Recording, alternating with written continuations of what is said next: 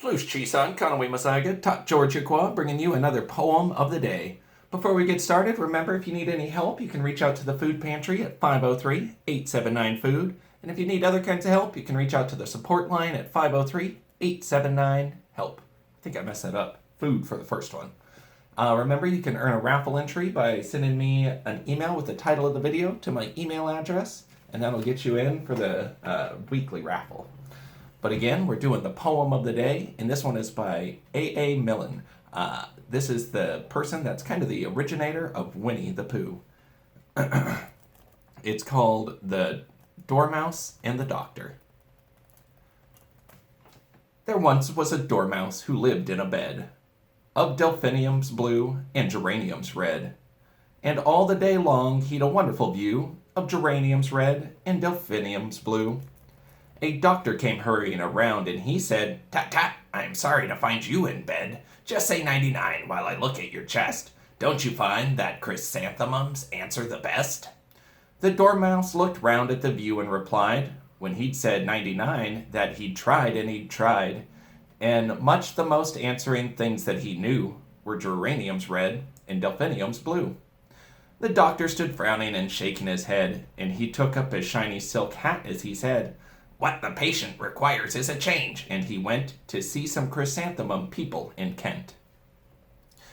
The dormouse lay there, and he gazed at the view of geraniums red and delphiniums blue, and he knew there was nothing he wanted instead of delphiniums blue and geraniums red. The doctor came back, and to show what he meant, he had brought some chrysanthemums cuttings from Kent. "Now these," he remarked, "give a much better blue than geraniums red and delphiniums blue." They took out their spades, and they dug up the bed of delphiniums blue and geraniums red, and they planted chrysanthemums, yellow and white. "And now," said the doctor, "we'll soon have you right."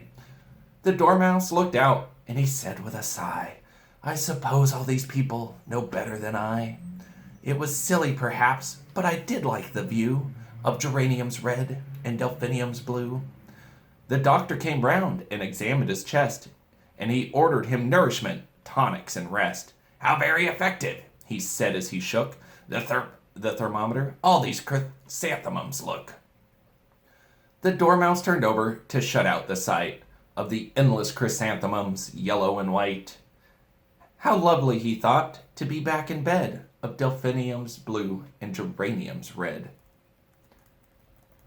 The doctor said, "Tut, it's another attack," and ordered him milk and massage of the back, and freedom from worry and drives in a car, and murmured, "How sweet your chrysanthemums are." The dormouse lay there with his paws to his eyes, and imagined himself such a pleasant surprise.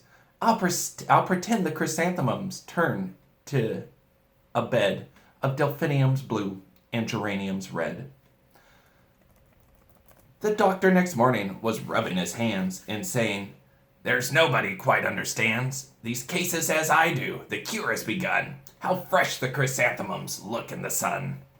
The dormouse lay happy. His eyes were so tight. He could see no chrysanthemums, yellow or white, and all that he felt at the back of his head were delphiniums blue and geraniums red.